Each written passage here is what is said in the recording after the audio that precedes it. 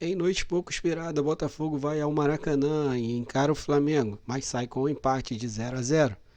Seja bem-vindo ao canal WBRF, meu nome é Welton e bora para mais um vídeo sobre Botafogo.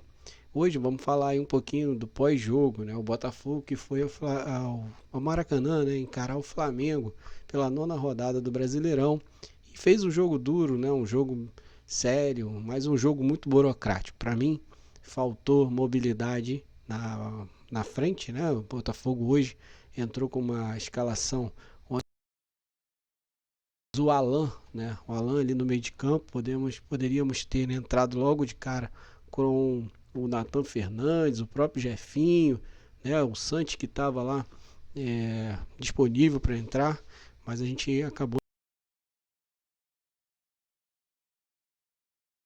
né, na frente aí da zaga, o que deixou o time um pouco mais burocrático, um pouco mais defensivo do que vinha jogando, né? Juan Cruz entrou no Botafogo ali fazendo o segundo atacante, rendeu muito pouco, né? O próprio Botafogo no primeiro tempo jogou bem abaixo do que poderia jogar, demorou a se encontrar em campo, né? Os meios ali, os volantes que armam o time, né? O Marlon Freitas e Gregory demoraram a entrar no jogo. Depois que entraram, a gente teve então algumas oportunidades importantes ali, né? Então, como eu falei, o primeiro tempo do clássico, a gente teve até uma situação em que o Flamengo jogou mais do que o Botafogo, ficou um pouco mais com a bola. O Botafogo ficou, né, sem a bola, tentando se encontrar. Aí, quando se encontrou, tivemos uma oportunidade aí com o Cuiabá, né, que acabou saindo na lateral ali do goleiro Rossi, né? Uma trivela bonita, quase que foi no gol, foi ao gol e foi basicamente isso que o Botafogo tentou criar. Criou muito pouco, tá? Criou muito pouco. Veio para o segundo tempo um pouco mais organizado, mas ainda com essa formação burocrática. Um jogo que acabou sendo equilibrado, né? Porque o Flamengo também rendeu pouco. Os dois times bastante desfalcados, né? O Botafogo, todos os desfalques que a gente já veio falando, ainda teve o desfalque do Arthur, que acho que pesou bastante. O Arthur jogou bastante no último jogo, poderia ter entrado e ajudado, dado mais mobilidade ao nosso ataque, nosso meio de campo. E é isso, o Botafogo precisava do resultado, mas no final das contas o 0-0 acabou sendo muito bom, né? Já que faltou ousadia também do Renato Paiva, vamos falar sobre isso aqui. O Renato Paiva deixou para mexer no time já nos acréscimos. Acho que poderia ter feito alterações para mudar o time, mudar a maneira de jogar, mas preferiu segurar um pouco o resultado e parecia até satisfeito com o empate. Bom, se você chegou até aqui no vídeo e não é nosso seguidor, te peço que siga nosso canal, né? Clique ali no sininho para acionar, porque aí vai receber as notificações. Também curta esse vídeo para que ele possa ser entregue para mais botafoguenses. Então, curte aí de forma preventiva. É de graça, gente. Seguir o nosso canal e curtir o vídeo é de graça. Dá aquela moral aí ao irmão de camisa, para que esse canal possa crescer e os vídeos possam chegar a mais pessoas. Voltando aqui falar do pós-jogo, né? Como eu disse a vocês, tem algo que me incomodou bastante, que foi a demora do Renato Paiva em mexer no time, né? De botar o time com uma estratégia diferente, até com jogadores mais descansados. Deixou para fazer isso somente no intervalo. Nitidamente os jogadores já estavam desgastados, né? A gente viu isso e faltava já a perna. Até o Marlon Freitas no final já estava sofrendo um pouquinho. O próprio Igor Jesus também, jogadores que percebemos ali um pouco de cansaço, né?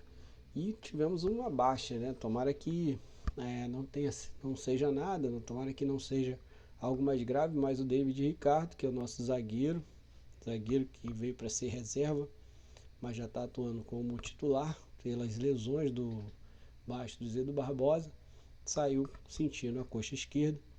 Então agora é aguardar, né, o posicionamento do Botafogo em relação a esse jogador, mas pode ser uma baixa aí para a temporada. Tomara que não seja nada, né? Isso, vamos torcer aí para a gente não perder mais nenhum jogador uma vez que o Botafogo já vem sofrendo com lesões, tá?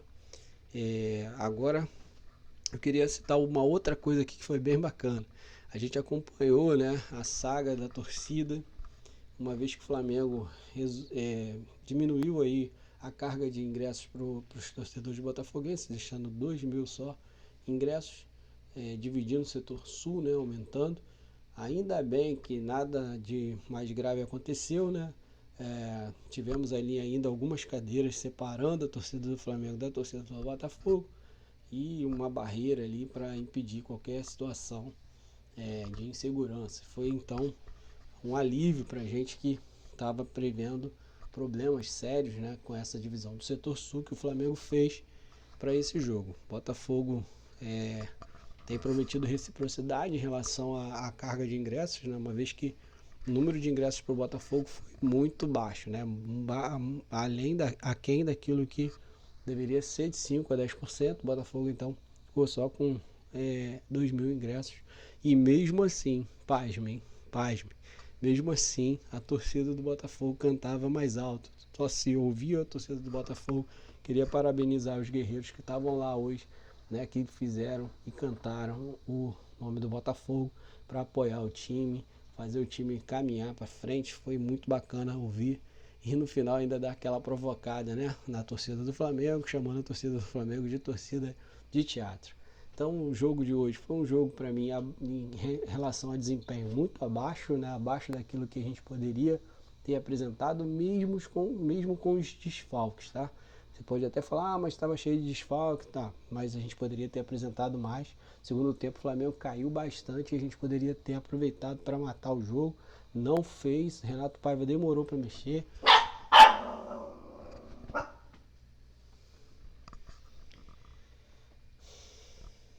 Precisava então, né, de mais ousadia para a gente ter vencido esse jogo. Faltou pouco para a gente vencer o jogo. Então poderia ter feito um jogo melhor, mas o desempenho foi abaixo, muito burocrático em relação a tudo que aconteceu, né, e todos os desfalques. Renato Paiva demorou a mexer, tá certo? O Botafogo começou com a escalação: John, Vitinho, Jair, David, Ricardo, Alex Telles. Estou olhando aqui para baixo para dar uma olhadinha na cola aqui em relação à escalação: Gregory, Marlon Freitas, Alan, Juan Cruz e Igor Jesus. Depois ele foi trocando, né? Botou Matheus Pontes, Marçal, porque o David Ricardo saiu machucado, Marlon saiu para a entrada de Santiago Rodrigues, né? Alan saiu para o Danilo Barbosa entrar e o Juan Cruz, Nathan Fernandes, né? Poderia ter entrado com um time bem melhor, bem mais leve, que eu acho que o Flamengo sentiu o segundo tempo, poderia ter ganhado o jogo em cima dessa baixa também do Flamengo ali no segundo tempo. O Flamengo também desfalcado, sem uma Arrascaeta, né? Tirou também o Bruno Henrique, acho que para poupar. Pedro também saiu e o Botafogo perdeu essa oportunidade de acabar vencendo o jogo. Mas é isso. De tudo isso que a gente falou aqui, o 0-0 ainda acabou sendo importante, né? Ganhou um pontinho, não saiu com uma derrota, mas a gente ainda amarga, né? Uma estatística ruim, né? Não fez gol fora de casa ainda no Brasileirão e nem venceu ainda fora de casa no Brasileirão. Isso é uma coisa que incomoda e a gente para a próxima rodada precisa tirar essa escrita, né? Porque quem quer ser novamente campeão não dá para ser desse jeito, tá certo? Agora a próxima rodada do Botafogo é contra no caso o próximo jogo é na Copa do Brasil, né? A gente tem lá no Mané Garrincha o jogo contra o Capital. Acho que o Botafogo vai com um time bastante mexido, já que está com 4-0 no placar. E depois a gente volta para o Brasileirão, tá? E é isso, o mês de maio tá cheio de jogos. Então, queria deixar aqui o pós-jogo com vocês. Vai deixando aí seu comentário, se você gostou do vídeo também. Vai curtindo. Compartilha aí também para que esse vídeo possa chegar a mais pessoas. E se não é nosso seguidor ainda, siga nosso canal, dá aquela moral, certo? Comenta aí, deixa sua opinião sobre como foi o jogo hoje, né? O que você achou do jogo, deixa aí seu comentário. Então, muito obrigado por vir até aqui comigo e até o próximo vídeo. Tamo junto.